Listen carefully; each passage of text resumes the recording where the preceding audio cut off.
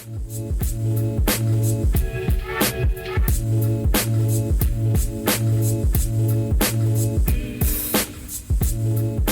going on, trail and ultra runners? Welcome to another episode of the KoopCast, a podcast where we explore all areas of ultra running, including training, racing, nutrition, physiology, psychology, as well as have a little bit of fun banter along the way, all in an effort to help you become a better runner.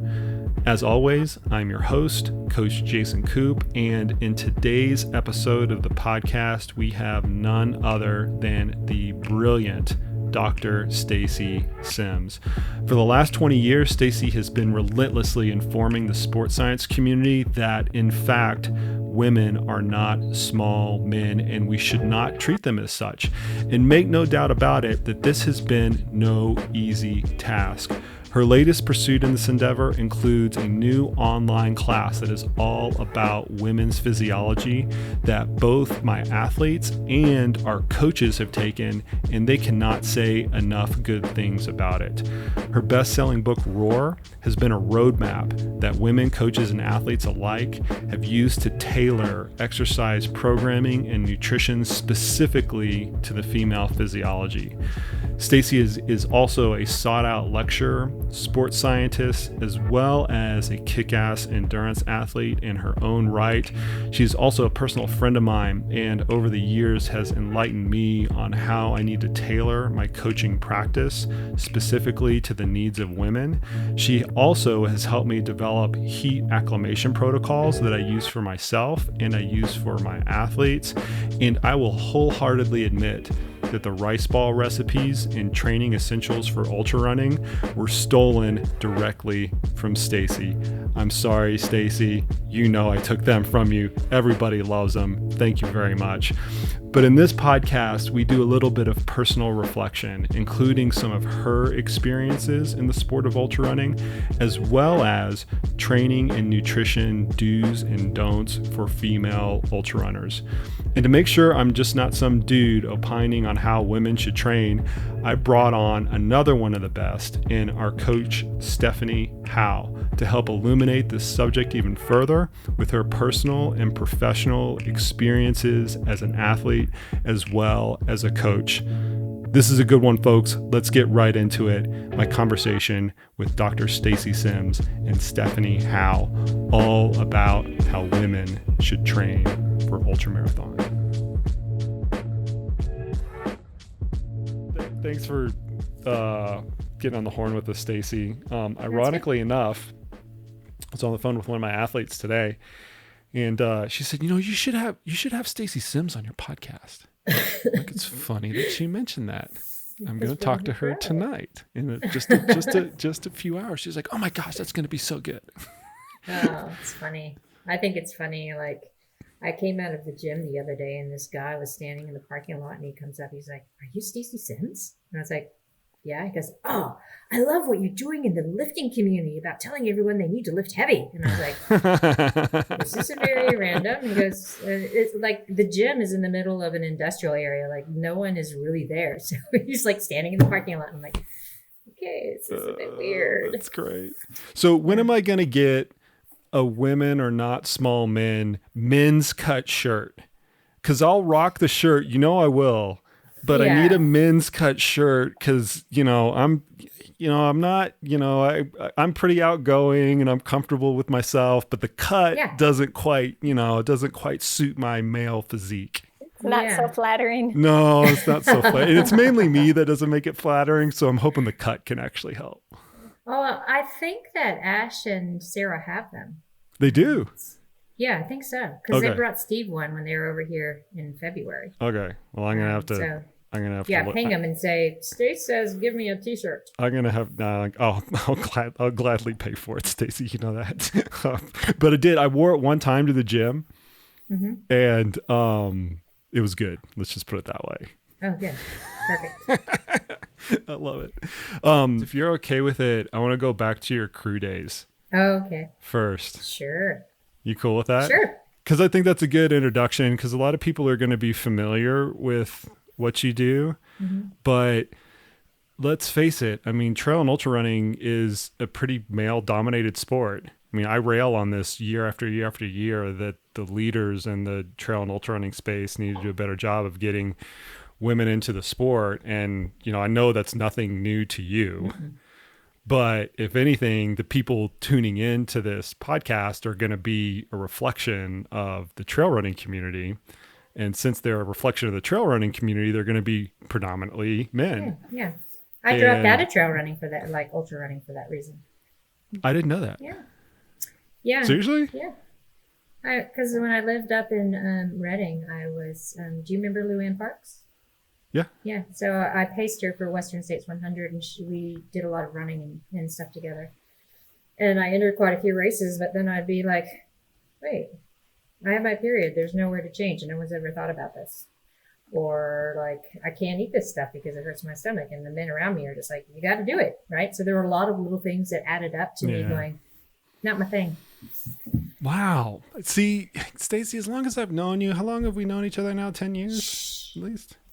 At least. A long time. I've never heard that story. Oh, now you know. We'll come back to trail running because we're fixing that shit. Okay. I love trail running. It is getting better. It is getting better. Yeah. Like come back. We'll fix it. In Europe, it's getting worse. Mm-hmm. And the stats actually tease that out. Yeah. Like in Europe, their female participation rates, it's below 20%. It's really, really bad. Oh my God.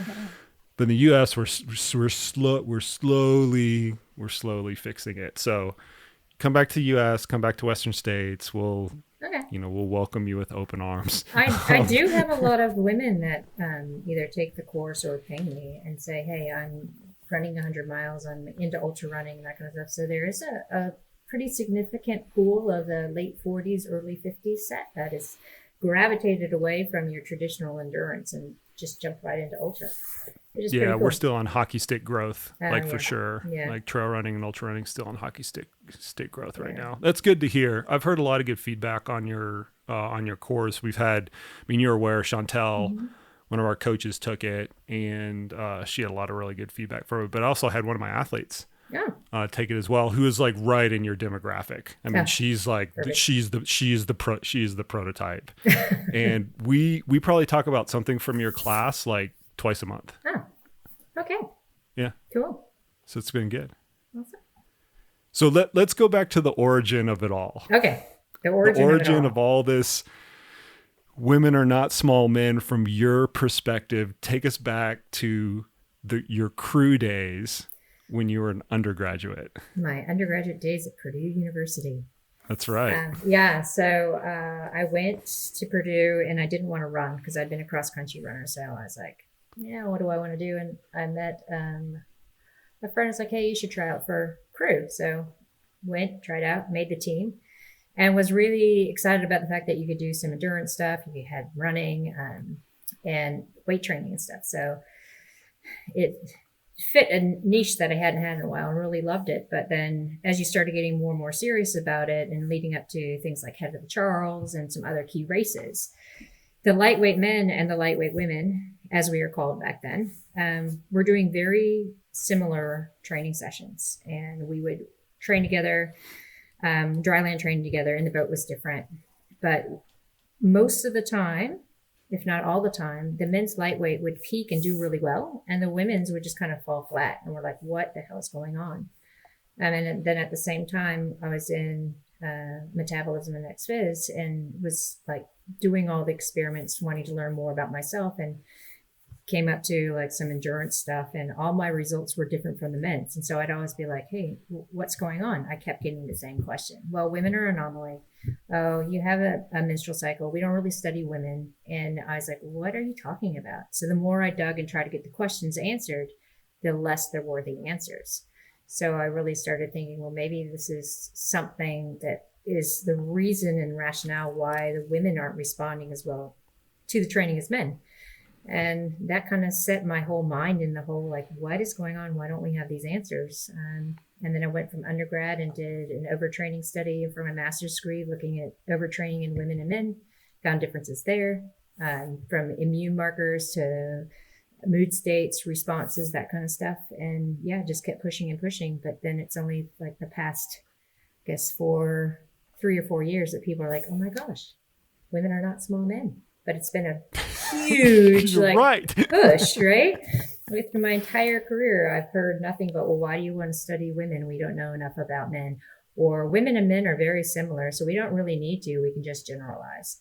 And you look, it's not just sports science and sport nutrition. It's all the way down into every biomedical research. Like they're having to redo most of the chemotherapy research because the only one that's really super effective is breast cancer. And men don't have very good outcomes on breast cancer chemotherapy and treatments because they weren't the original population studied. So yeah, it's interesting to see how everything's evolving, not just in the sport science field, even though I still get a lot of pushback, but just the vocalization of women are not small men across the board. Cool. Is the pushback now still the same as it was when you first started like shouting this women are not small men? Yeah. Especially really?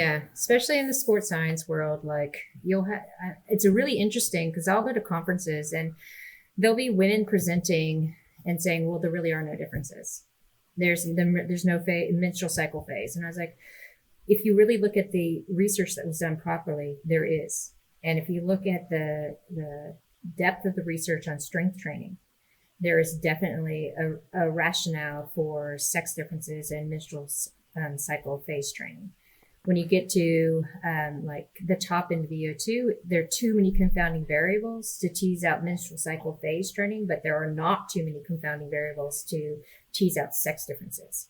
So when you start looking at research design, which I've become an expert in, evidently, and being able to toss out studies saying these are no good because you're comparing men versus women who are on an oral contraceptive pill. So you can't really control for that because OCs are experimental in their own right, or they're just doing men and women are grouped in there, or they're doing men and women on the low hormone phase, which really doesn't tell you much either. They'll have a trend for sex difference, but there's not enough for them to say, most likely because the N isn't large enough. I got in a really large email debate with Brent Ruby about this because he published something. And the research design really disseminated it down to 2 women versus 8 men. And he's like, well, I'm looking at the field practicality. I'm like, well, you can't do that until you know the basic science behind it. And you need to understand what's happening within a controlled setting before you put it in the practical setting. And I can understand his point, but for me, putting out false information because it's practical isn't right. Yeah. Yeah. Let's back up a little bit because I can already tell like between you, Steph, say hi for a little bit. Hi. Steph I'm Howe's just taking it in. Yeah, Steph Howe's on the horn with us as well. We're gonna have the tendency to dive into the weeds on this pretty quickly here. Pull me out. But yeah, no, and I don't mind doing that. But I think a little bit of like, what are the big rocks? What are the big differences between men and women, and in particular in an endurance and an ultra endurance setting? Let's try to like set that table first, and then start to drill down into the practical like research application and all of the little, fine hairs or big hairs that we can start to split apart from there. So Stacy, I'll let you like take it away from there. Like, what are the big practical like take home messages? So there are 2 to 3 really key things that female endurance athletes need to know. The first is we have sex differences in muscle enzyme activity. So that means that intensity is an issue for recovery. So if you look, women can primarily do 2 really hard days and then they need a day off. Men can do 3 to 4 hard days in a row. And when you're following a training program that isn't specific to women, women tend to fall into more of that overreach, overtraining, fatigue fat. The other thing within that same scope is that women have more of the protein for free fatty acid use. So that means that they're more predisposed to being successful in ultra endurance, not because of estrogen, not because of like their Q angle or their stature, but comes down to metabolism of what's happening in the muscle itself. And the fact that there's a sex difference where women can use more free fatty acids. So when you're looking at a training scope, those 2 things really need to be considered. Then we look at the really big rocks on top of that. The biggest thing that I deal with and try to help across the board is breaking the mentality of calories in, calories out. because women, especially ultra endurance women, tend to put on a little bit more body fat than someone who's doing high intensity or shorter distance. And it's not for lack of quality nutrition or anything like that. It's primarily lack of eating appropriately for what they're doing and getting enough calories in. So they get into a low energy state. And it comes into a point where if you're doing ultra running, ultra endurance, that you're slow anyway, just by the nature of the sport. You have to for that duration. And so you don't really pick up on the early signs of fatigue from having low energy. So if we were to address a little bit of the training scope and then just making sure that you're eating enough for daily function as well as the training to get women out of that breakdown state, then those are two, maybe three, two huge wins for women who are endurance athletes, because then they will progress and see fitness improving, less injury time, so less downtime from injury, better sleep, better body composition, better strength. So that would be like the two things that I would have every coach, every athlete who is kind of new and playing in the whole women versus men thing to take into consideration. And we see this play out a little bit at our training camps, which you've been to, Stacy, right? And we have good diversity in our training camps. I mean, the last one that you went to is pretty much a 50-50 split right down the middle, 15 men, 15 women. And one of the consistent themes that starts to come out of those camps that I think you actually got to see because you came in on either after the second day or after the last day. I can't remember which one it was. But one of the consistent themes that we start to see is that as each day progresses and as the athletes get more and more fatigued, and just to set this up a little bit further, at our training camps, we typically can get the athletes there to double or triple their volume for a short period of time because they're in an isolated training environment and they're taking care of themselves and they're in a beautiful place and they're getting fed and all this kind of stuff. And, they just want to take advantage of the weekend. So it's a big training stress. But after the second and third days, as everybody starts to get fatigued, the gap between the men and the women start to get smaller and smaller and smaller. And typically what happens is the women jump up a speed group and the men jump down a speed group. And there's probably a whole host of factors, like not just physiological factors, that go into that actual happening. But we've seen that for, like, before I even knew you. I mean, I've been doing this stuff for 20 years. And we've been seeing that in our camp environments for forever.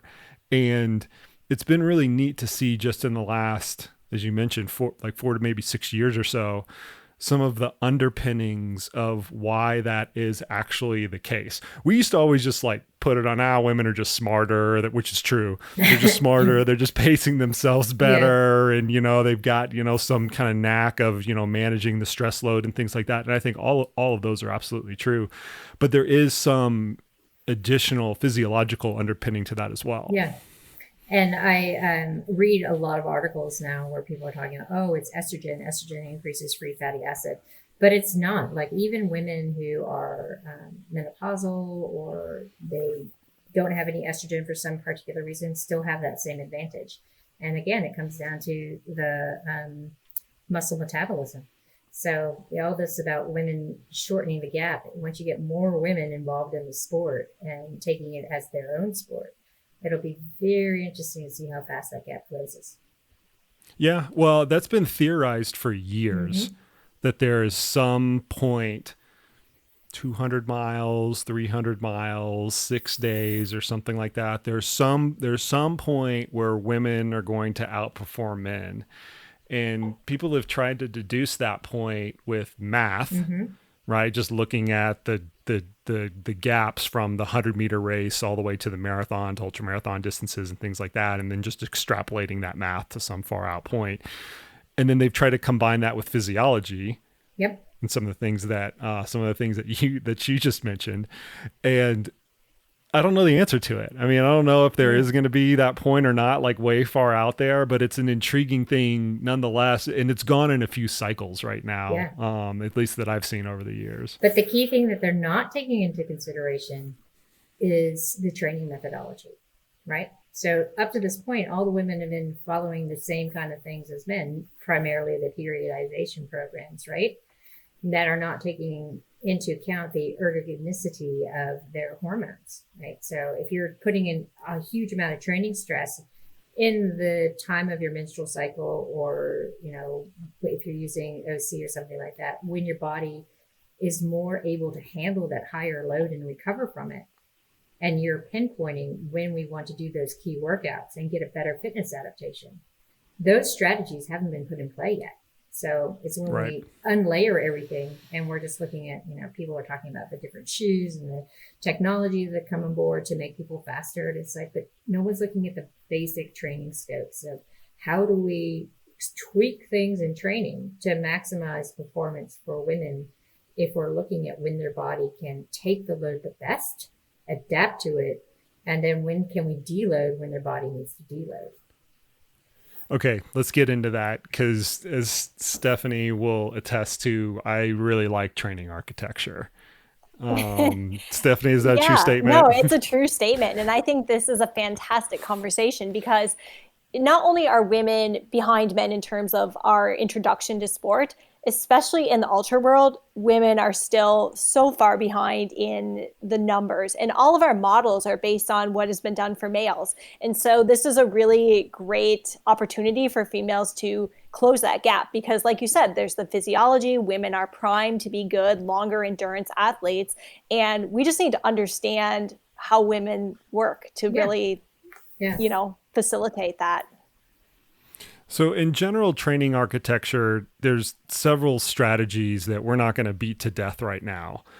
But some of them are, okay, you can move from low volume to high volume, or high intensity to low intensity. You're kind of like cycling in these different periods of volume and intensity and perhaps strength training and specificity and things like that, all to meet like some end goal. And they have a zillion different names. And now that, Stacy, you're involved in the strength training side, the strength training people, they over-contrive periodization like no other group. I mean, am I right? Absolutely. Yeah, it's like a military launch. Every time I see some sort of strength training architecture or strength training periodization for any team sports or strength train or bodybuilding or powerlifting or anything like that, it just makes my head explode. I have a PhD endurance athletes. I'm trying to unteach everything she's learned as an S&C.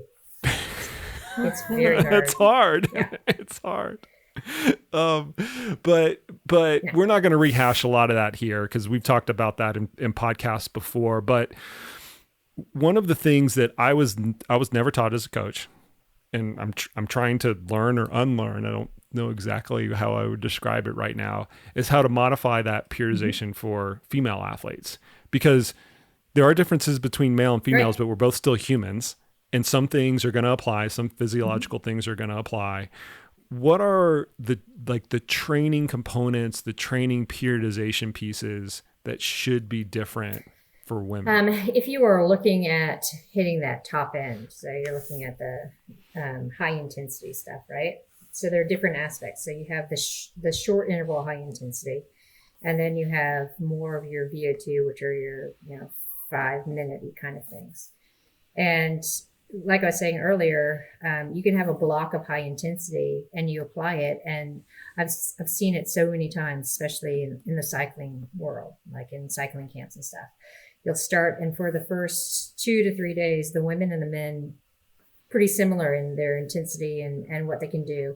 And then about day 3 to 4, the women are really dropping back.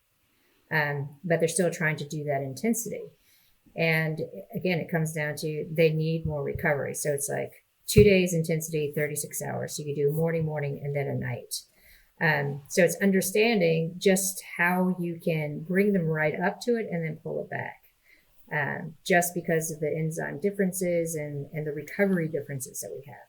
If we look over the course of an entire menstrual cycle, because we know that the menstrual cycle is short or long, and as a female athlete, a lot of times you will have a little bit of irregularity. The best tool that a coach can have is to have their athlete tracking, not to say, okay, well, everyone in the follicular phase or low hormone phase needs to do X, Y, Z. It's more understanding the patterning of your athlete. So like some women will feel super fantastic around ovulation, and you can put in a really hard day and they recover well from it. But other women feel really super flat and can't do that hard day for like 36 hours.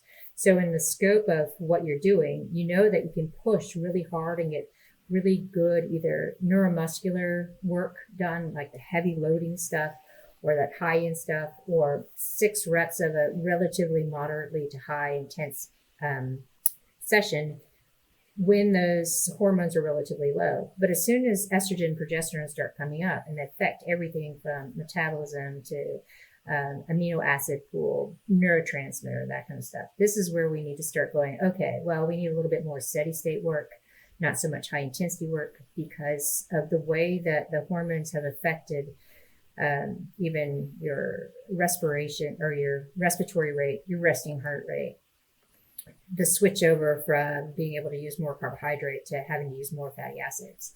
The fact that within the muscle, women can oxidize more lysine and not leucine. So there's all these different factors that come into play. So from a coaching and training standpoint, it's let's bring that down and just work on like the sweet spot training. Not that high intensity, not the really low stuff, because the really low stuff we want to put a little bit later when we have less ability for cognition and reaction time. So we can work on functional movement, we can work on foot placement, landing mechanics, all that kind of stuff in kind of what we call the deload. So if we're looking at in an entire scope, it's understanding where you can push and be hard. And within that hardness, you still have to be very careful of 2 days and a 36-hour recovery to maximize what the female body can do. And then getting more into like that steady state, not super low, not super high, because then you're maximizing that performance effect there. And then the few days before the period starts, this is where you can work on all that functional movement. Working on, a lot of people are like, oh, well, I feel really clumsy and I trip and I fall during that time. We work on that foot placement so that if you end up having a race during that time, it's a non-issue. Stephanie's laughing during this, like you've experienced that. No, I'm just, yeah, no, absolutely. And if I could add to just like a practical application of this, I think myself as an athlete and as a coach, personally, I use an app to track my menstrual cycle. And I've done this for years. And I think it's such a great tool for me to learn about myself when I'm tired, when I'm moody, when I feel awful, when I'm bloated, because you can really use that to your advantage when you're training. And I know for me personally, when I start to menstruate, I usually feel great. Like that's a really good time to be, have a good performance. And I just think female athletes can learn so much about themselves just simply by tracking their symptoms. And I mean, working with a coach and being able to have that open dialogue is so important. And I think more people are becoming comfortable saying the word period and talking about the menstrual cycle, which is a barrier we need to break through. But I just think like more knowledge, the more you can use that to your benefit. And it's not like the one thing I do want to point out when we talk about tracking is I have some women who are like, I'm tracking so I know I can't do this on this day because I feel like shit. Right. So sorry, swearing. You can cuss on this podcast. It will not be, novel to the listeners. But what I don't want people to do is use it as an excuse. What I do want people to do is they're aware of the fact that they might feel like shit, but then what can they do about it? Then there's specific like little nutrition interventions you put into play to level that playing field. So then it's not an off day. Because if you go into a race going, I usually feel like shit on this day and it's race day, that plays with the mind. So if you're looking at having that patterning and understanding the days where you feel on fire and other days where you feel not so great, you can put things like branched amino acids in for central nervous system fatigue. You can add a little bit more saltier food to moderate some of the risk of hyponatremia. If you feel flat in the legs and not on fire, then maybe you have to do a longer plyo type workout to get everything firing from a neuromuscular sense. So there's small little things you can do to level that so that you don't have an off day. But Stacy, here's let me try to like synopsize a little bit of like what you just went through, and feel if I'm not giving this justice, please push back on it. The two big things that you just went through are, first, women are just going to need more interspersed rest. as compared to men because Yep. when they're doing hard workloads. And then the second thing is, I'm going to try to bring this back to like periodization terminology because the listeners will be somewhat familiar with this, is that you're using more of a mixed periodization to take advantage of what's going on in the body naturally versus what we would call a block periodization to take advantage of the concentration of training load on a specific type of physiology. Exactly. And using the mixed load doesn't mean you're not going to get the training volume. It just means that you're going to be able to recover from it, and your body's going to absorb that volume a lot better than if you were to do the traditional high volume and we're going to progress, every week, every 2 weeks, every 3 weeks, and then have a deload. If that makes sense. Yeah, because, one of the things that started to emerge, especially in endurance sports and particularly in cycling, I don't need to tell you this, Stacy, because you've seen it a lot with the men's teams that you've worked with, is this block style periodization where they load up on one type of intensity for weeks and weeks and weeks and months. And we use this in ultra running a lot as well, just because it's so specific to this low intensity thing. And what I'm hearing from you is that pieces of that might be incompatible with women's physiology because you're forcing like a physiological square peg into the round hole. And the way that I if I throw up slides or something like that and explain it is I put up your typical 3 weeks on, 1 week off, and overlay it over a typical 28-day menstrual cycle. That works perfectly, right? Because you have your loading during the phases you can, and then the deloading in the high hormone week. But we know that women are not textbook. So say a woman has a 40-day cycle, then you're putting some of the deload right in the time where her body can still accept that high intensity. And then you're putting high intensity right in the point where she should be lowering her intensity and working more on functional movement. And then for women who have really short cycles, so 21 to 25 days, it's the follicular phase that lengthens unless they aren't ovulating, and that's a whole different conversation. So you can really load it up and have a very small deload. So understanding the cycle really helps you dial in what kind of periodization model you're going to use, which then works to the women's advantage for the recovery and preventing injury and progressing. I think that takes, as a coach, a lot of communication with the athlete and just thinking of the number of athletes I work as a coach as well. The number of athletes that I work with, it's just, and everyone, you have a little bit different relationship. But I think, that becomes challenging because, how do you take this and apply it to each individual person? Because they're so different.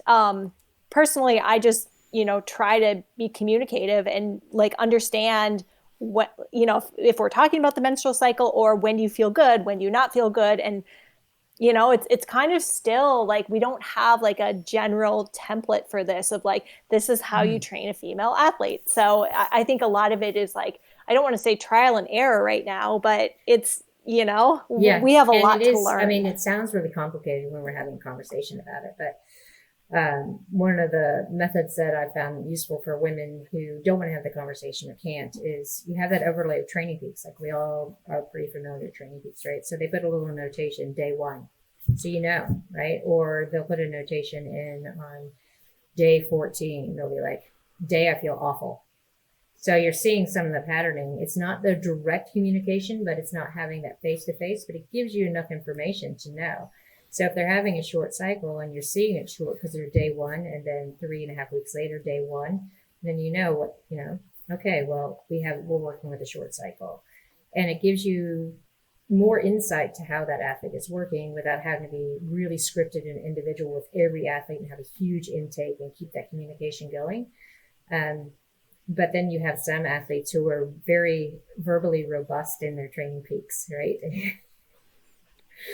Yes, some good novels. Which is not I love that. It's not robust. A bad thing, but you can get a lot of information and dial it in, right? So, yeah, I started working with and this isn't a plug for them. I'm just because I'm impressed with their technology. I want to tell you guys about it.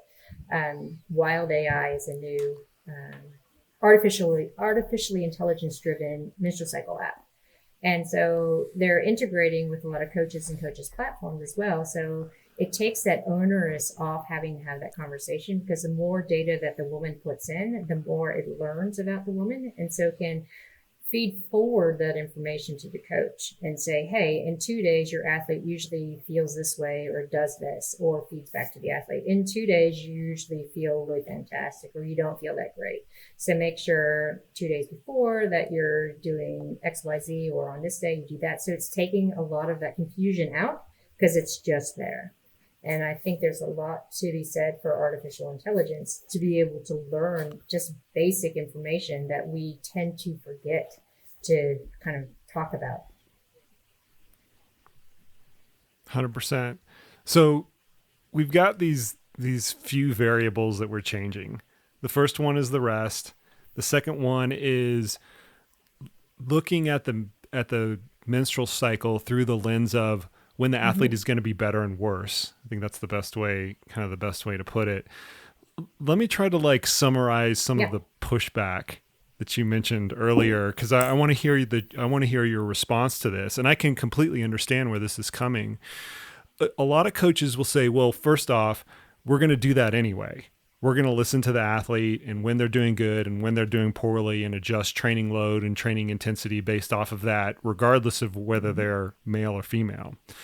And then the second part to that is that if you're manipulating the training volume and training intensity to coincide with what's going on hormonally, you're substituting one improvement for another.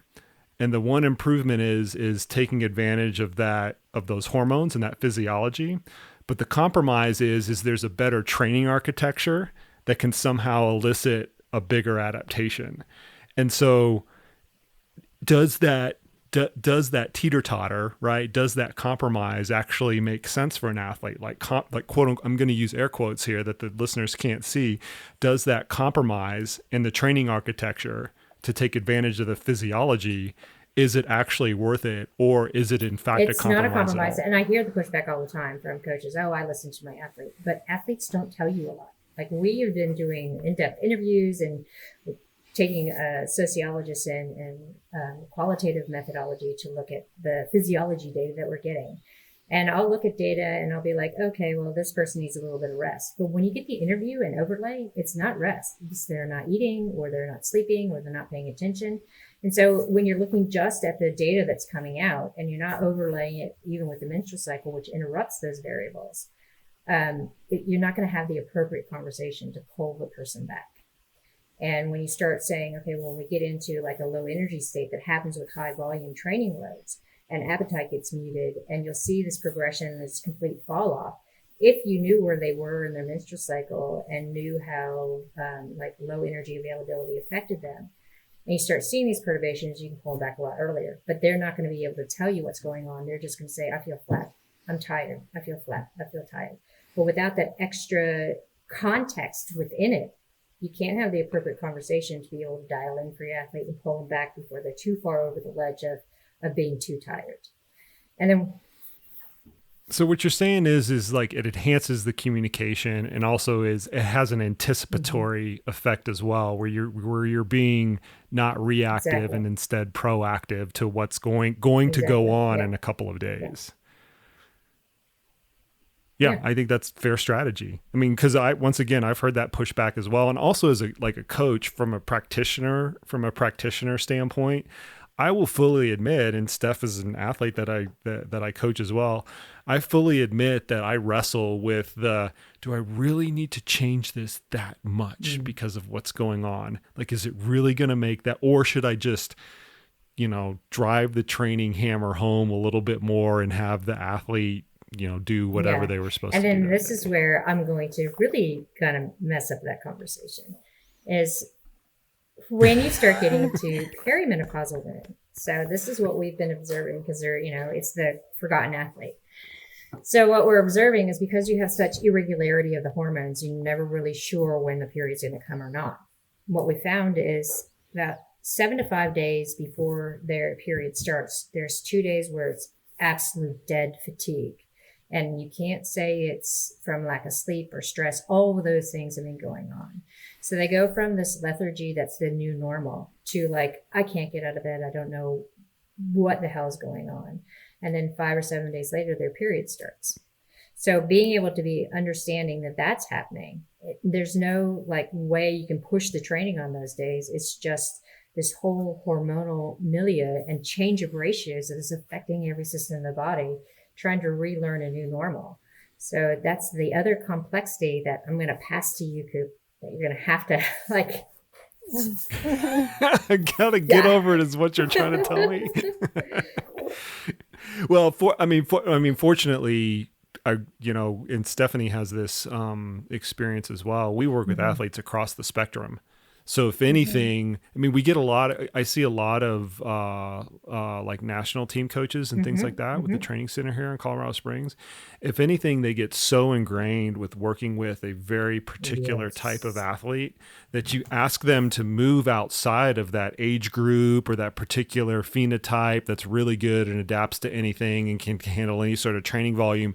And they're just like, I don't know what to do. Like, I don't know what to do with that athlete. And so like we get it working in the commercial space because we have to work with all those different types of athletes. And ultrarunning has a really diverse group of athletes. Yeah, exactly. Yes. Age range. Yeah. You've seen that before too, Stacy. I know you have, where you work with like the national team coaches, and then for whatever reason, you start talking about something that's like outside of their little performance scope. And they're brilliant people. Don't get me wrong. Like they're really brilliant physiologists and coaches, but sometimes when they move outside of that, they can't make the Olympic spectrum, that gold, silver, bronze type. No, they can't make the jump. You're absolutely right. I've seen it time and time again. Because they're so focused on, the top end elite, making sure that they're fantastically ready for the Olympics or World Cup or whatever. And when you start saying, well, let's bring it back a level, or is this person experiencing that? They're like, no, not on my watch. And again, it's not to their fault. It's just siloness. I was talking to one of my colleagues the other day, who I won't embarrass. But the fact that the Olympics are moving to 2021, you would have thought that they had to like re-engineer the most complicated rocket ship and send it to Pluto. I'm like, you got all you realize it's a year. Like, how to plan training for 1 year. And they're like, no, but you don't understand how it's different. And it's, 5 years and not 4 years. And now we've got to go through all this testing. I'm like, they're still athletes and they're still training for the same races. It's just a year later. It's not that much more complicated. People here are like, sweet, that means I have a big break before I have a short, hard build up for the Olympics. Yeah, it's funny. Exactly. Yeah, oh, no, it's different everywhere. Anyway, okay, let's move on. Stephanie, we're going to get into your wheelhouse now. All right. And Stacy, I would be remiss to not talk about nutrition with you, because I know this is a particular area of expertise, and you and I have talked about this a lot over the course of years. And the ultra running audience is going to find this fascinating because it's like its own little group. I mean, we have our own little nutrition quirks and things that work and appeals to authority, and we do a lot of, and I think you can relate to this with your research experience, because it's a hard sport group to do research on. We have to do a lot of extrapolation of research that's done on marathoners and cyclists in the 2 to 3 to maybe 4 hour range. I was on the horn earlier with Alan McCubbin, and he's undertaking, he's out of Australia, and he's undertaking a hydration study right now that had the runners run on the treadmill for 5 hours. And he's like, I can't, like this is unheard of. We're going to have research subjects run on a treadmill for like 5 hours. This is like some like mind blowing type of thing. But in the research world, it really is. But us ultra runners look at that and we're like, meh, like 5 hour training run. That's, I mean, we do 5 hour training runs kind of like every weekend. It's not some big undertaking. And so I think this like failure of research to like properly study the sport of ultra running is really applicable. And we do have to make a lot of like educated guesses and extensions of the research, just like you've had to make over the course of your career because the research didn't really exist. So similar to our previous conversation, or like, what are the big nuggets from a nutrition perspective within ultra running? What are the big rocks? What are the big nuggets that women need to keep in mind as they're training and preparing? So of course, for the these number events? one thing I'm going to say is women shouldn't do fasted or ketogenic dieting. That's across the board. Like, you hear all these people are like, 100%. oh, we need free fatty acid. We need to increase our metabolic efficiency and our ability to oxidize or tap into fat. Women are already there, right? And so we know that when women start doing fasted training or the ketogenic diet, their body really starts to get into this downturn. There's a few reasons why. One is a perturbance of a key neuropeptide that starts the endocrine system. And when you don't have enough food, you don't have enough carbohydrate in particular, this thing is turned off. So your whole endocrine system gets blown out of the water. So your resting metabolic rate goes down, you put on body fat, your menstrual cycle stops. And people are like, oh, well, I must not be eating right, or I must not be training hard enough. Right. So then they start putting in more volume, eating less, and it just cascades. Whereas if you take a man in the same situation, they'll excel because the sensitivity for turning down this peptin or peptide is completely different in men. So they can really excel and increase fatty acid oxidation and excel in training and all that kind of stuff in fasted, intermittent fasted, and ketogenic diets. So when I start talking to a bunch of ultra women, a lot of them are like, oh, I have a little bit extra body fat I'd like to lose.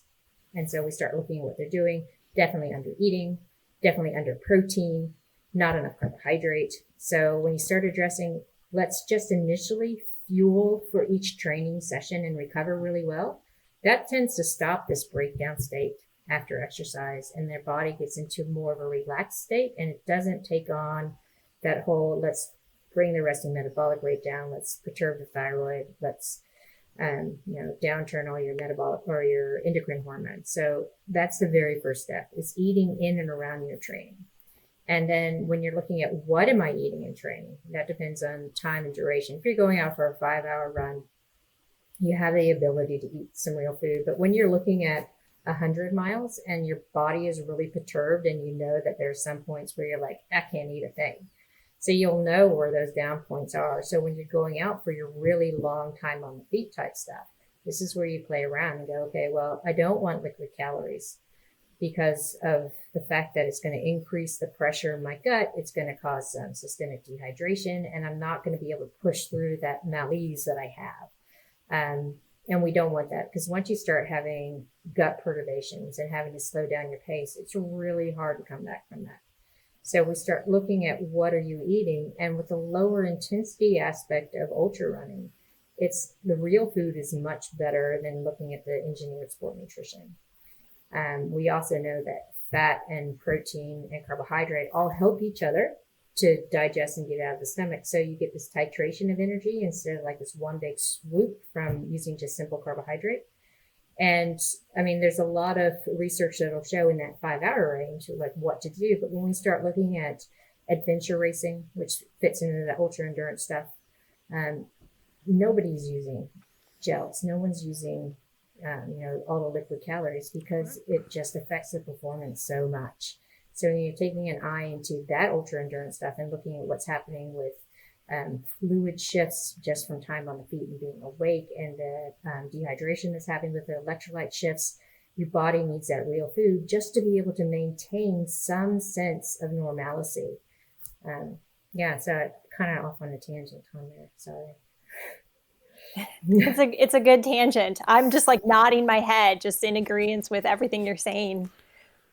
Well, Steph, you heard me say this in our coaching ed calls as well, but I'll mention this to you, Stacy. I am a little bit worried that this trend of intermittent fasting, low carbohydrate adaptation, ketogenic diets that we see in ultra endurance event, not just in ultra running, but also in ultra triathlon and things like that we're going to, as women start to come into the sport, they're going to take that up because they see it prevalent across the entirety of the sport, which tends to be made up of men. And the reason that I'm worried about that is because similar to your experience at Western States, I don't want women to have a bad experience in the sport. I want women to like come into the sport. And if that's a component of it, they come into the sport and they think, oh, in order to, be able to finish Western States or whatever, I have to have this, fat metabolism magic going on or anything like that. And they have a negative experience either through training or the race because of that reinforces this problem that we already have. Oh, sorry. I was gonna say there's some. There's some really good, robust research that's been coming out this year. Well, I don't really count 2020, but there is some coming out in 2020. End of 2019 and the beginning of this year, that's really showing that women don't do well on these fat adapted diets. Louise Burke just replicated her race walking one in women and men, right? So that's one of them. There's been some where they phased women in off a carbohydrate oriented into ketogenic, got through the keto flu, then looked at muscle activity and performance, and there was a complete like downturn in performance, even though they had adapted fully to the ketogenic diet. So there's so many things that are coming out. It's like, when you look at some of the rationale behind it as well, is the original population of the ketogenic and intermittent fasting were clinical populations who need to lose weight quickly or didn't have insulin control or anything like that. But when you look at the exercise data, exercise does all those things that fasting does and the ketogenic diet does to a greater extent. And when you layer them, that's when you start having all these problems. And people don't separate that. And that's part of the whole fitness industry, right? Where you're bombarded with all these myths to make a shit ton of money. And then it gets translated into outside of the gym into kind of real sport. And no one's really saying, hey, wait a second, you're exercising, you're going to have the autophagy, you're going to have the adaptation. And then if you really want to benefit your body, let's eat real food to support the gut microbiome, to get the butyrates going. So we have some really good, robust healing properties. So people aren't having those conversations because we're so inundated with all the crap that comes out of the fitness industry. That has always been my issue with the what I call the metabolic magicians out there, that think that some metabolic strategy has some magic adaptation that, that happens because of it. You just look at exercise and or caloric restriction, and it does all the exact same things that intermittent fasting does or low carbohydrate diet does or anything like that. Just exercise. And if you need to lose some weight, just normal caloric restriction.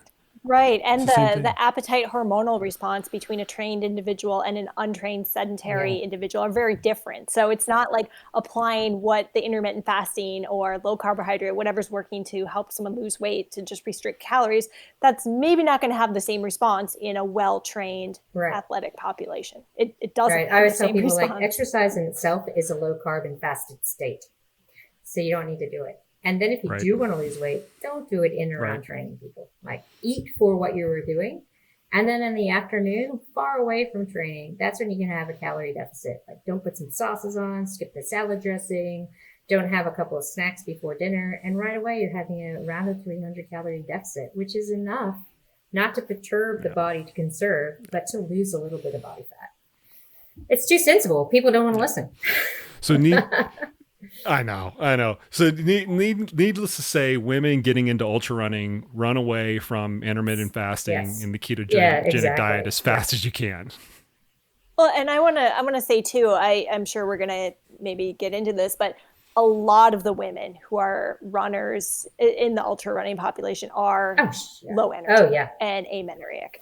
It's, and so that's just another reason to avoid this type of eating. And I think, we'd be remiss to not mention this because it's such an important health and just, it's performance, but it's health for these women. And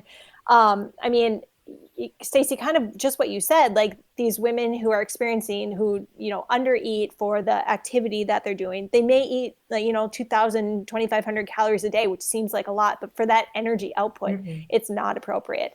And they feel tired, they start to feel draggy. And so a lot of runners are type A or very perfectionist, highly driven, and they're just going to dig in harder. They're going to try to manipulate their diet. They're going to train more. And it's just like this snowball effect of like, No, if you take a step back, you actually eat more, your metabolism is going to pick back up, you're going to feel better, you're going to get your menstrual cycle back, and then it's all going to come together. But it's so hard to break through that barrier with women who are so like, just think they need to hunker down, like, yeah, put their head down, yeah, train harder, eat less. So it's a constant battle. And I have worked with a lot of amenorrheic women, and successfully just adding like 300 calories a day it takes time, over months, 6 months to a year, that can restart the menstrual cycle. So it's not like you have to, reinvent your body, but just giving it that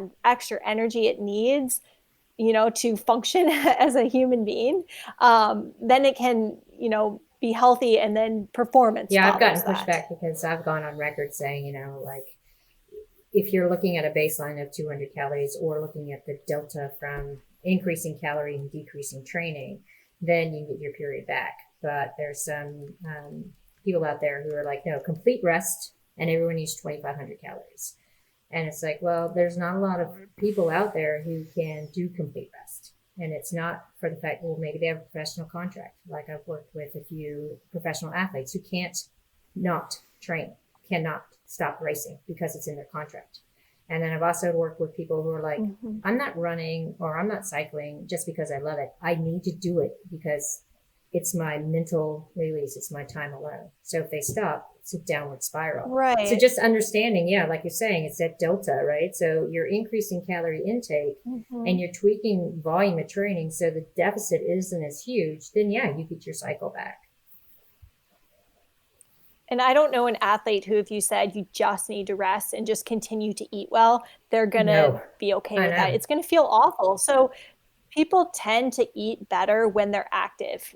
That you may be changing around volume a little bit, reducing training load, but some activity I think is super helpful for, the normalcy of it. For the normal people of us, right? Yeah. Well, and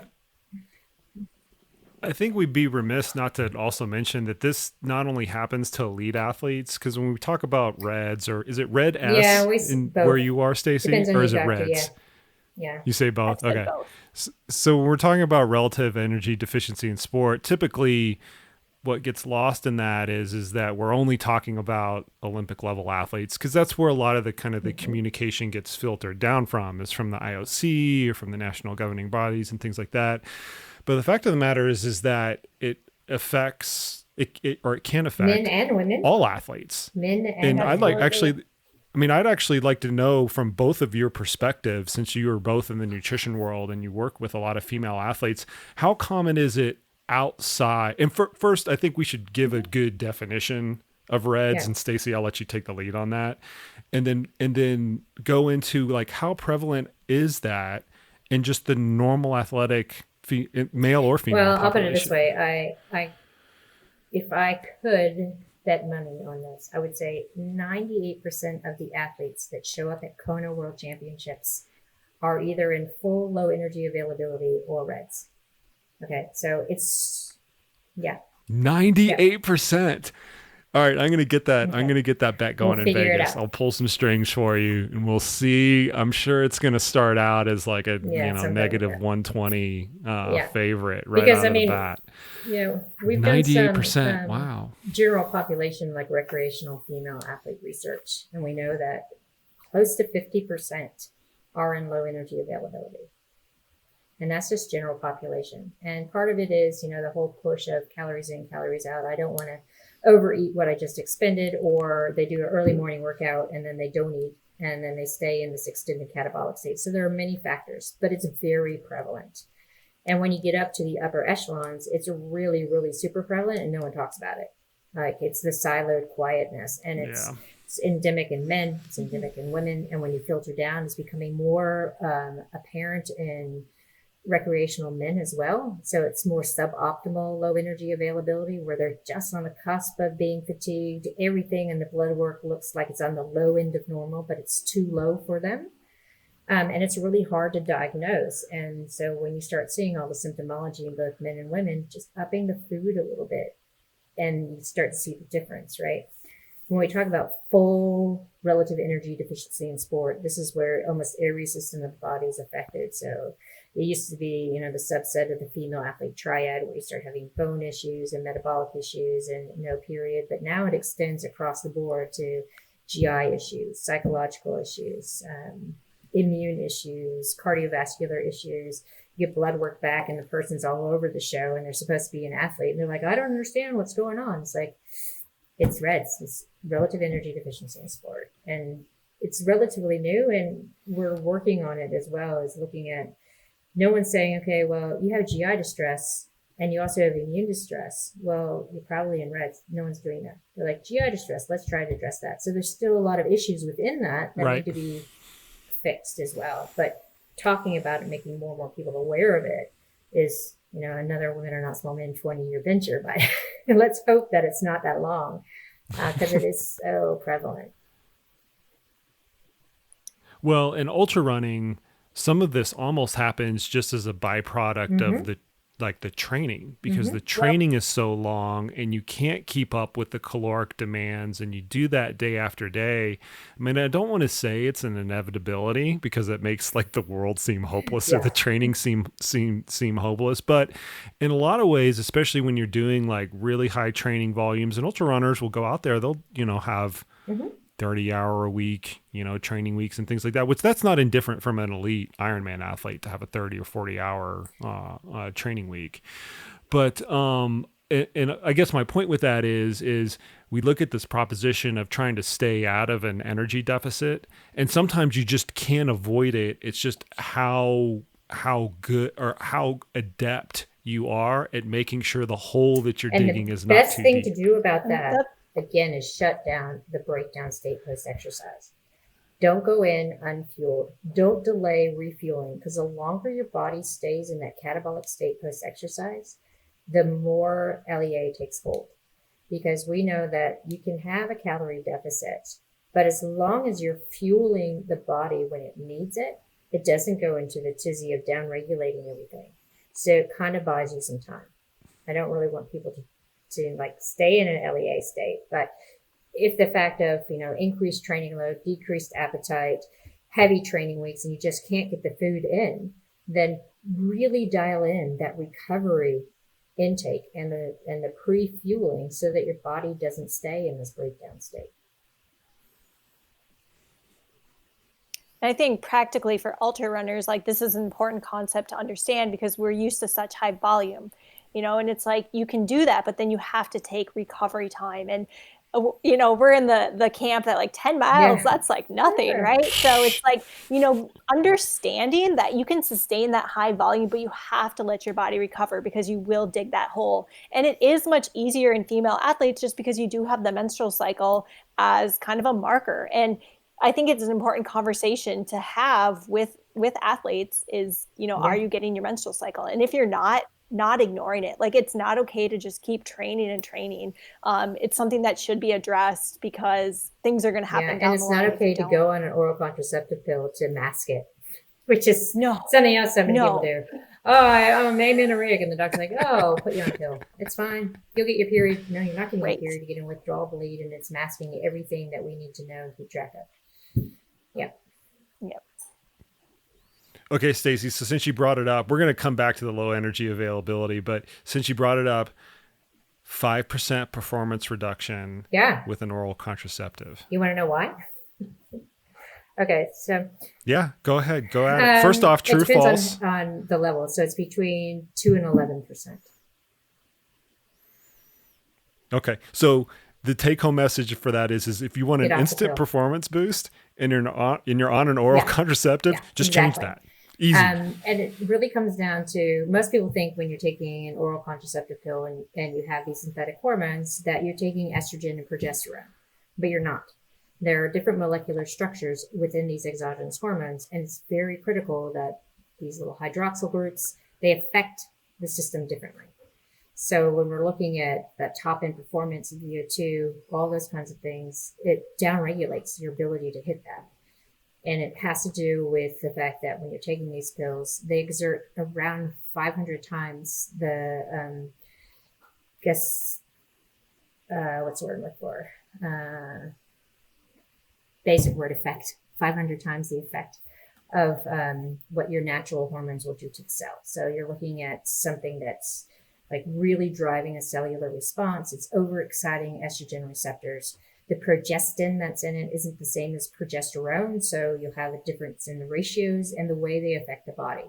So when you're looking at a performance boost and you're saying, hey, I can't hit that top end, I'm not recovering very well, has a lot to do with these exogenous hormones. Easy change. And, yeah. So we look a lot at the different, okay, like, I work closely with the New Zealand Women's Sevens here because the building, that's where they're located. And I've had individual conversations. And just over the course of 3 years that I've been working with them, they've all become very dialed in. And a lot of them have changed from an OC to a Marina. So an IUD, less stress reactions, less stress fractures, less muscular injuries, better high intensity training, capacity as well as adaptations. So there's been a lot of subtle changes that have really been able to build on their performance. That was the other thing I was going to ask you with that is it's not just the pure performance boost that you can get just by switching the type of contraceptive you're using. It's also the injury susceptibility that you can improve as well. Yeah, and that's potentially big because those are just as big, if not bigger, performance robbers than anything else out there. Being out injured. There's no training going on if you're injured, right? So you're getting that detraining, not just recovery. And one of the other things I'll point out, especially with runners, is the stress reactions and stress fractures. And if you have low bone density, one of the things that physicians will often recommend is going on the pill because supposedly it helps with bone density, but it does not. The estradiol that's in an OC does not stimulate the bone growth factors that you need. If you have an estrogen patch, it's different because it's a different formulation, and it does enhance insulin growth factor 1, and it does enhance your body's ability to build bone. So again, I'm just saying that if you're predisposed, like there's so many reasons not to be on the pill, unless you have like endometriosis or PCOS or other health conditions that require you or you find benefit from being on the estrogen component of an OC. Yeah. Well, and we all know how injury-ridden running is. I was reading this study for an article that I'm going to write in the next couple of weeks where they followed 23 runners for 2 years. And they made them, the whole basis of the study is they were tracking their acute and chronic workloads and trying to figure out the ratios and what the step ups mean and things like that. But like within the first paragraph of the abstract of this study said, okay, we're following these 23 runners. After 2 years, 22 of them had a significant injury that caused more than four, I think it was 4 training days. I mean, they had a pretty high threshold for what an injury was. They lost more than 4 training days. Crazy. So that's everybody. Yeah. Mm-hmm. It's not, but it's not. Yeah. It's like, that's the crazy norm. It's a crazy stat, like everybody, right? Like, I know. Why would people sign up for this? It's okay. Let's steer it back a little bit back onto the nutrition side. Cause I want to get your take on something specific with, ultra running and what we were discussing with low energy availability. One of the things that makes this so complicated for ultra runners to figure out is the daily difference in caloric requirements that they're going to have as a product of their training. So an athlete can go out on a 60-minute or 45-minute recovery run, which should be the appropriate length of a recovery run, right? About 45 minutes. 45-minute recovery run, and that's going to cost them 400 to 600 calories or something like that. They can then go out on a 6-hour training run, and that's going to cost them 3,600 or 4,000 calories. And the difference between that recovery run day and that long run day is so great. And the quantity of food that they need to cover that long run day as compared to the recovery run day is so different. That's where a lot of athletes screw it up because they literally have to eat sometimes twice as much food from one day to the next. And as a coach, and Stephanie can attest to this, like in our coaching group and also like working with athletes, I bang my head against the wall trying to like reinforce this with athletes. So I'm wondering how can an athlete wrap their head around trying to get that right? That difference in calories. Yeah, we know it's meaningful, but a lot of times athletes miss the extent to which they actually need to cover their calories with. I think a good, just a quick answer for that is telling athletes their body is not a checkbook. So not thinking of like day-to-day energy intake and like more dynamic. So you're probably going to need to make up some more of that on your recovery day. So paying attention to your appetite and not saying, oh, it's a recovery day, I don't need to eat as much, but knowing you're going to have this big energy expenditure day where it's going to be impossible to catch up. So thinking of it more dynamic and like your energy intake over the week needs to match your energy expenditure over the week, not necessarily day to day. Say when we are working with, because cyclists, the same thing, right? You can go out and have a 4 or 5 hour ride and expend that, right? But you don't have an appetite and you're not eating enough, right? So it's like the day after that, you're most likely going to still not have an appetite, but you need to eat more. So we put it as you train hard, even recovery days, you want to make sure that you're eating and drinking appropriately for each session. So you're moderating what you're eating and drinking. But then on recovery day, like even if you're not on the bike or you're not running, you need to eat. Because I've worked with so many athletes who've been told, oh, recovery day, no activity, 1,100 calories. That's all they need. It's like, no. Oh, no. Recovery means food. Your body needs food to recover. So if it's an easy, active recovery day, you still need to eat. Bring the calories up. Because it's the dynamics of the week. From the day-to-day standpoint, stop that breakdown state after exercise.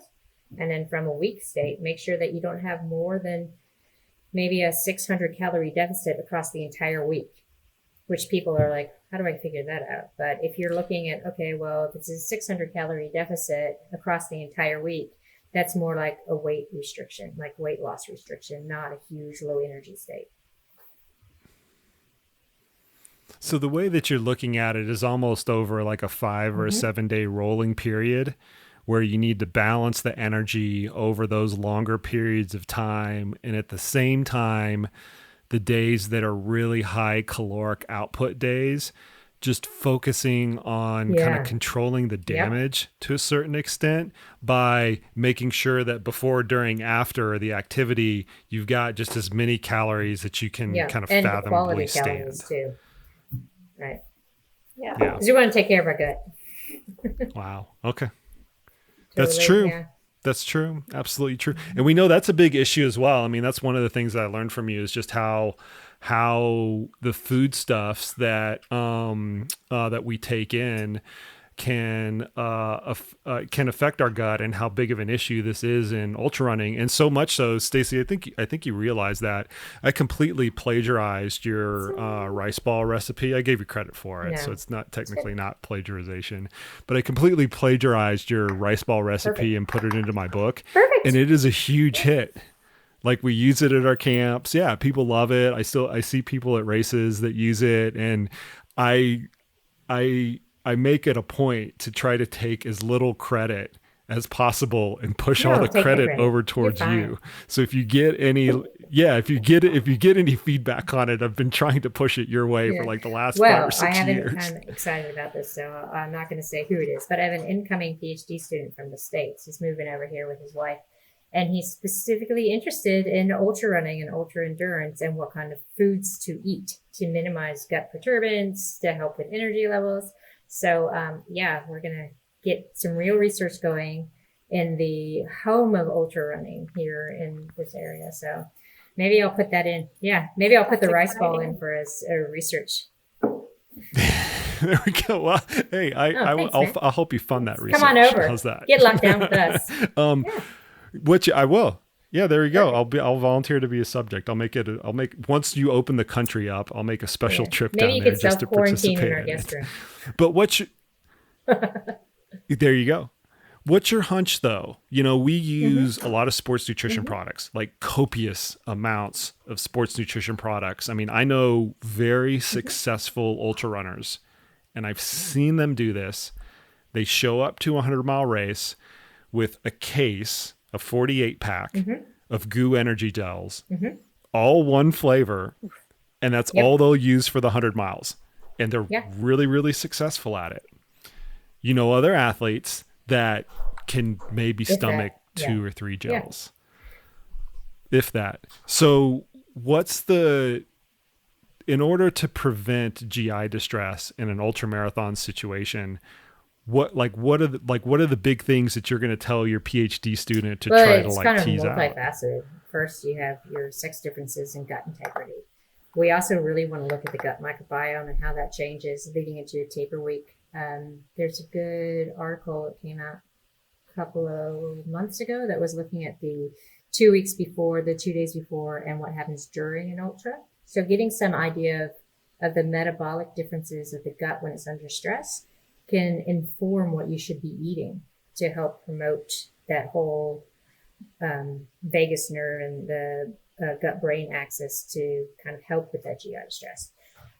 So yeah, there's a lot of different things to look at. And it's also, okay, well, what if people are successful on liquid calories? Like what makes them unique? Is it a genetic scope? Is it a gut microbiome scope? Is it training the gut scope? Are they translatable and transferable to people who can't do that? Or would these people who are really successful on liquid calories do a lot better if they put in real food?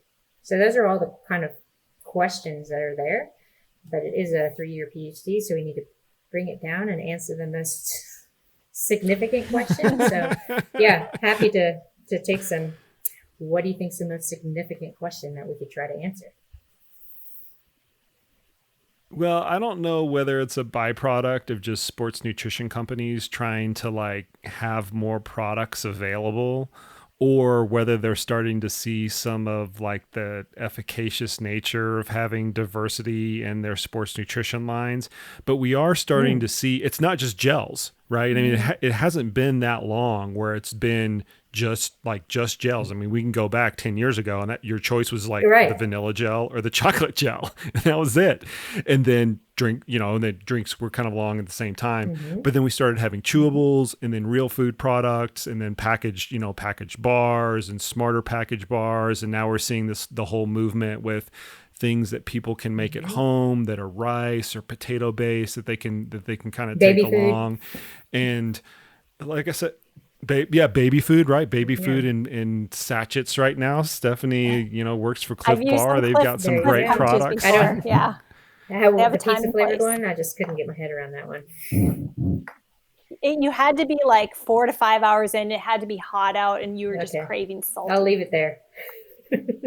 I remember Dakota had some of their initial batches of that, and he came out to my house and did some training. He's like, "Here, I'll let you have some of this." And we were not 4 or 5 hours into the run at that point. Stuff.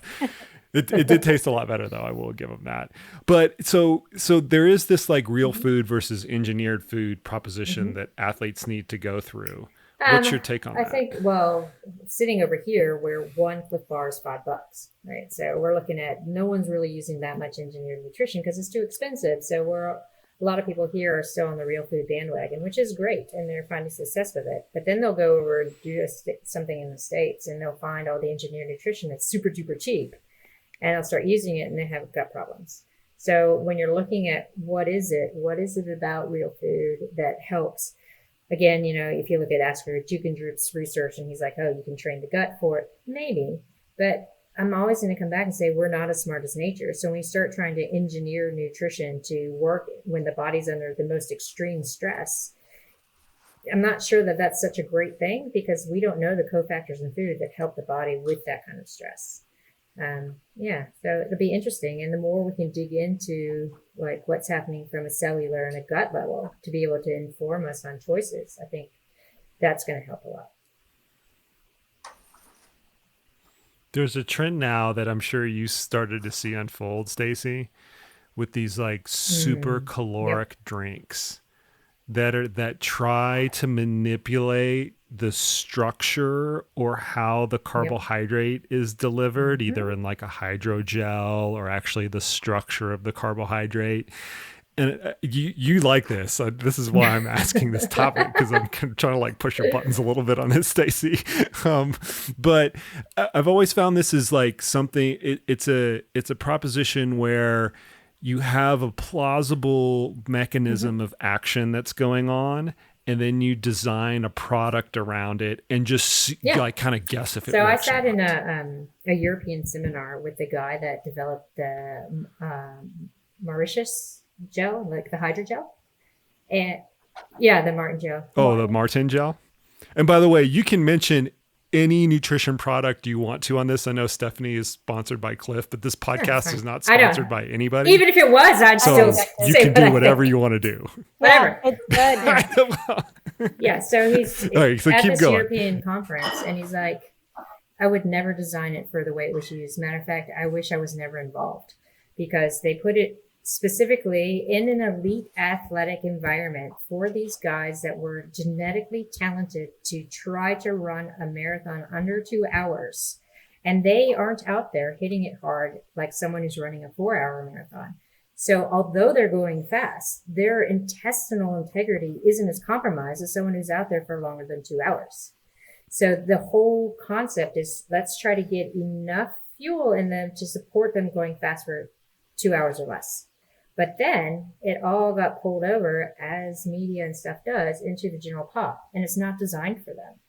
And people are having some success and other people are not, but they're pushing the whole, it came from this, the sub 2 hour project, and there's a lot of science behind it. And the guy's like, not science for general pop. It's science for these guys who are running sub 2 hour.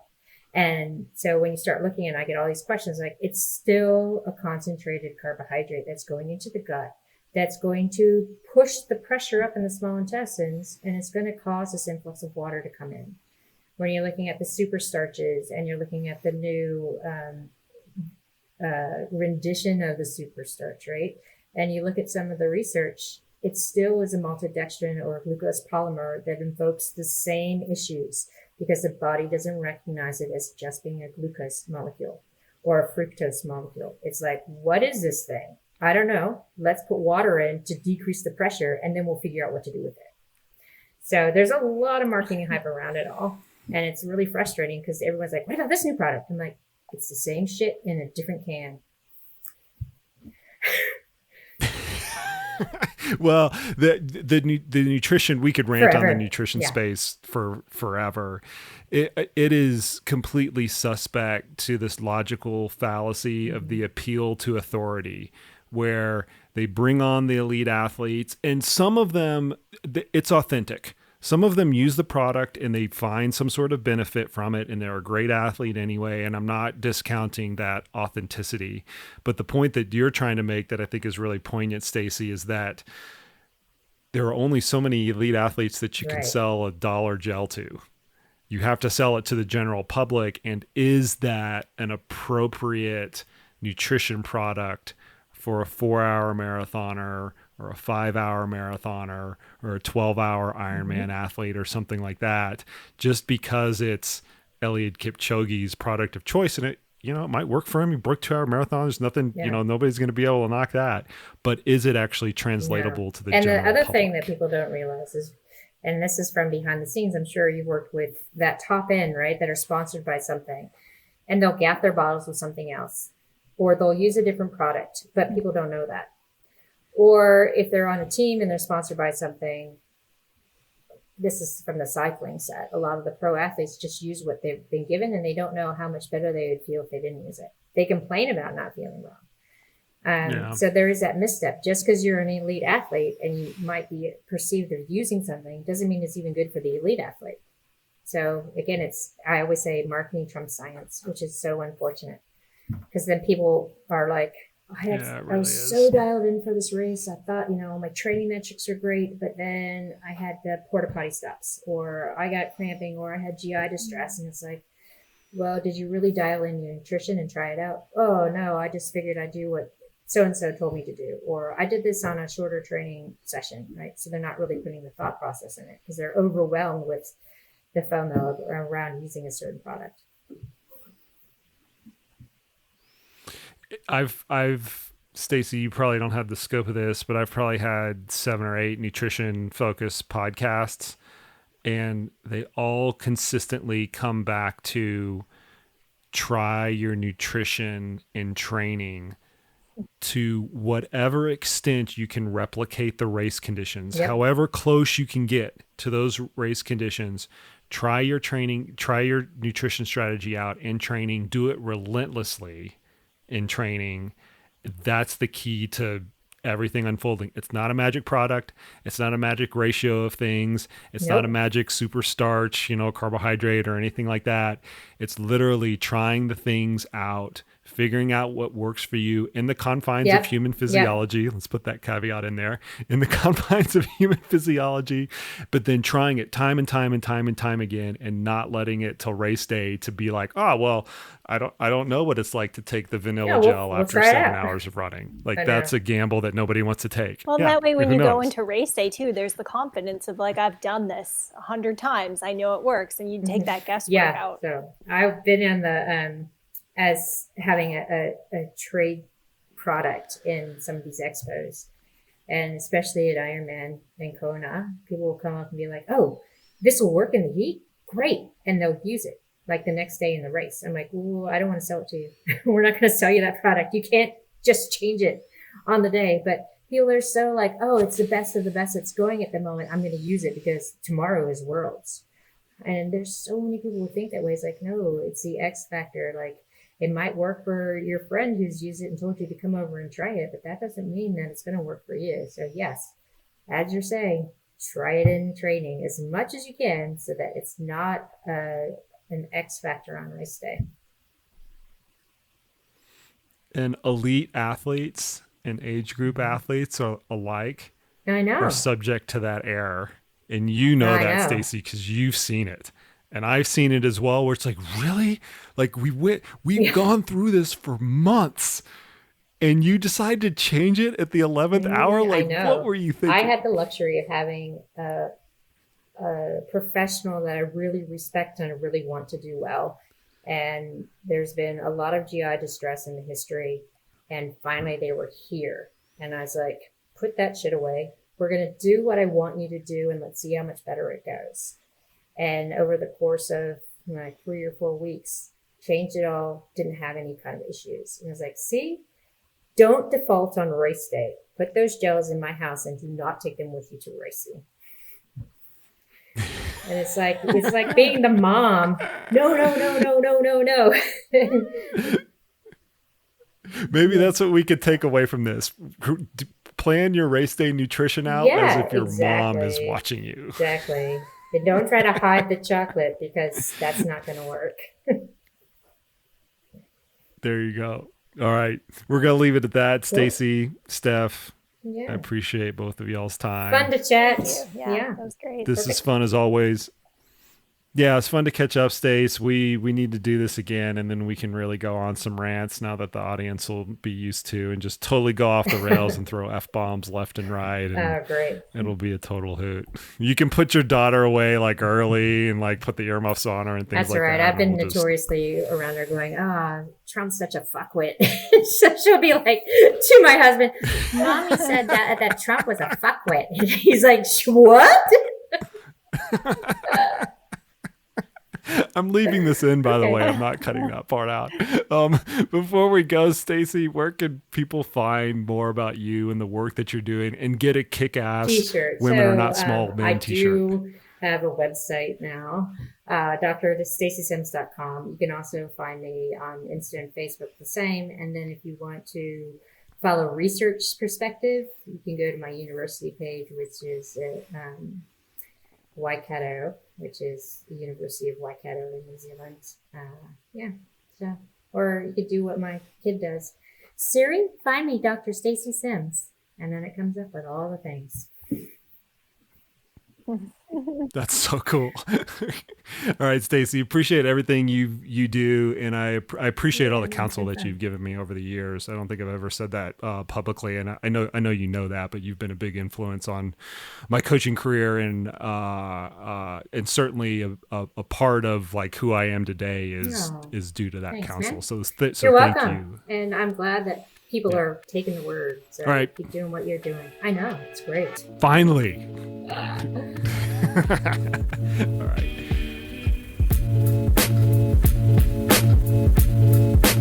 And there we have it. Thanks to Stacy and thanks to Steph for that podcast. I could not obviously have done it alone. Stephanie, thank you very much for providing your expertise in this podcast. Thank you to the listeners. If you have not already had a chance, skip on over to iTunes and subscribe to this podcast. That is the best way to ensure that all of this content gets fed into your podcasting feed, regardless of how you absorb that content. In addition to that, if you've not had the chance to give this podcast a rating or a review on iTunes, go on and do so. As we mentioned during the podcast, there are no sponsors on this podcast, so we can talk about any nutrition products that we want to, good, bad, or indifferent. So thank you guys for listening. Until next time, we will see everybody out on the trails.